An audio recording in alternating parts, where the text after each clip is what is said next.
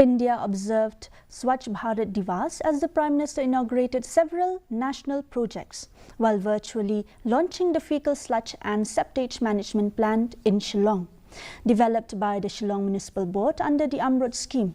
Health and Family Welfare Minister Dr. Ampreen Lingdo attended as a special guest, highlighting the plant's advanced technology for efficient waste disposal that ensures worker safety and aims to enhance public health and environmental protection.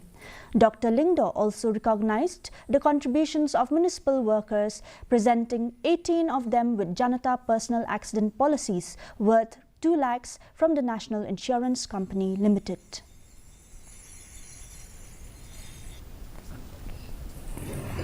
स्वच्छ Bharat mission को, उसकी यात्रा को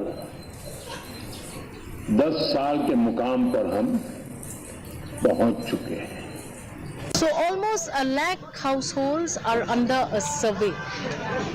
At one point of time, 2014-15, there was a concept that we will have these treatment plans at a locality level, where everybody's septic tank would be connected to this sewage.